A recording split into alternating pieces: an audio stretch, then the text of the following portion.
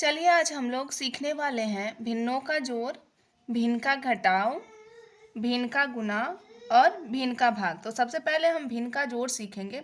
तो इसके लिए हम क्या करेंगे, देखिए क्वेश्चन है 4/5 प्लस 3/2। तो इसलिए पहले हम 5 और 2 का एलसीएम लेंगे, यानी नीचे जो संख्या होगा उसका एलसीएम लेंगे। तो 5 और 2 का एलसीएम लेते हैं, 5 और 2। देखिए ये एक ही 2 है और एक ही 5 है, तो न कि 2 से कटेगा न 5 से, तो इन दोनों के बीच में हम आपस में गुना कर देंगे। तो 5 2 10, यानी कि इनका एलसीएम आ गया 5 और 2 का 10। अब ये नीचे जो संख्या है 5, इससे 10 में भाग देंगे। तो 5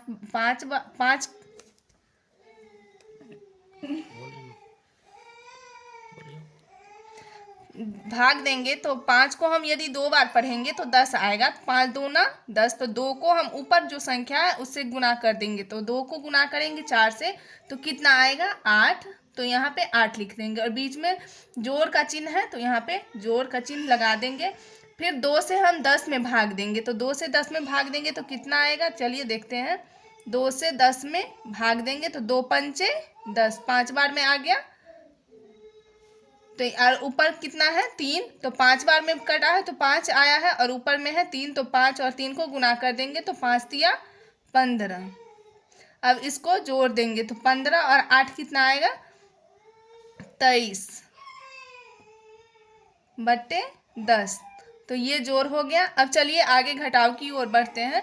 तो इसमें भी हम वही प्रोसेस अपनाएंगे, नीचे वाले संख्या का एलसीएम निकालेंगे। तो चलिए हम पहले एलसीएम निकालते हैं, 2 और 4 का एलसीएम निकालेंगे। तो सबसे पहले हम छोटी संख्या यानी कि 2 से लगाएंगे। तो 2 1 2, 2 2 4। अब तो नहीं कटेगा क्योंकि 2 एक ही बार है। तो फिर हम कितना बचा, 2 और 2 को गुना कर देंगे। तो कितना हो गया एलसीएम इसका, 2 2 4। अब 2 से हम 4 में भाग लगाएंगे तो 2 आएगा, 2 2 4। अब फिर 2 आया तो 2 को ऊपर में संख्या 3 है, तो 2 तिया 6, 3 से गुना कर देंगे तो 6 आएगा। यहाँ पे माइनस 4 से 4 में भाग लगाएंगे तो 1 आएगा, और 1 को यदि हम 2 से गुना करेंगे तो 2 ही आएगा यहाँ पे। तो अब चलिए हम यहाँ पे 6 में से 2 को घटाएंगे तो कितना आएगा 4 और बट्टे 4। ये 4/4 को हम यदि काट देंगे तो 4 1 4, 4 1 4, यानी कि 1/1। ये हमारा आंसर आ गया। अब चलिए हम आगे गुना की ओर चलते हैं। तो गुना में ये प्रोसेस नहीं है कि हम एलसीएम या गुना भाग ऐसे करेंगे। तो चलिए हम गुना का प्रोसेस बताते हैं आपको। ये तिरछा हम ऐसे गुना कर सकते हैं या ऊपर नीचे गुना कर सकते हैं। तो चलिए देखते हैं करता है या नहीं। 2 तिया 6, इधर से भी कटेगा और इधर से भी कटेगा। तो चलिए हम पहले 3 को 3 से काट देते हैं। एक बार में 3 कटेगा, एक बार में ये भी 3 कटेगा, 3 1 3, 3 1 3।